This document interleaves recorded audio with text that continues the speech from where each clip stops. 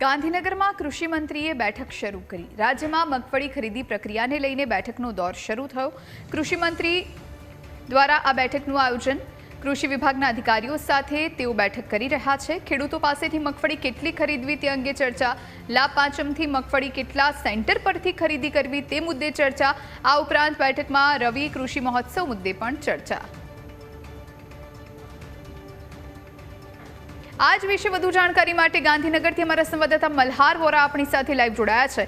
મલ્હાર, ખેડૂતો છેલ્લા ઘણા સમયથી અસમંજસમાં હતા કે સરકાર કેટલી મગફળીની ખરીદી કરશે અને હવે તેને લઈને કૃષિ મંત્રી બેઠક કરી રહ્યા છે। બેઠકમાં કયા કયા મુદ્દે ચર્ચા થઈ રહી છે, શું જાણકારી?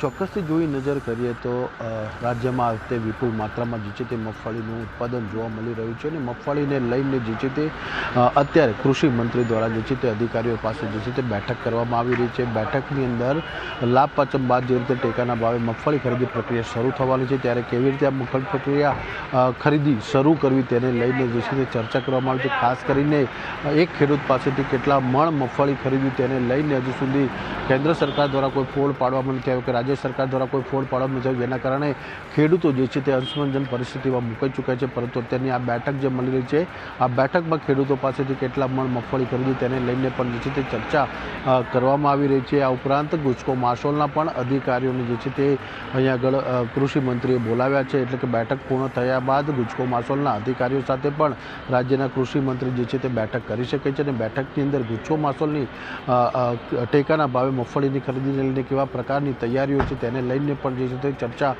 કરવામાં આવી શકે છે। આ ઉપરાંત રાજ્યના કૃષિ મંત્રી આજના દિવસ અથવા તો આવતીકાલ આજે મોડી સાંજ સુધી જે છે તે રાજ્યના કૃષિ મંત્રી જે છે તે રાજ્યના મુખ્યમંત્રી સાથે પણ જે છે તે બેઠક કરી શકે છે અને રાજ્યમાં ખેડૂતો પાસેથી કેટલી મગફળી ખરીદવી ટેકાના ભાવે તેને લઈને જે છે તે ચર્ચા પણ કરવામાં આવી શકે તેમ છે।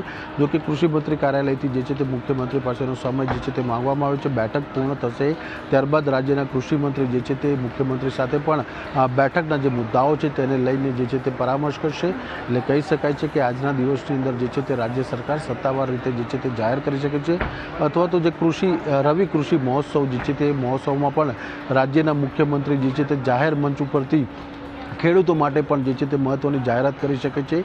તે પ્રકારનું આયોજન જે છે તે અત્યારે આ બેઠકમાં ચાલી રહ્યું છે। બિલકુલ મલ્હાર, આભાર આપનો, આપ જોડાઈને જાણકારી આપી તે માટે।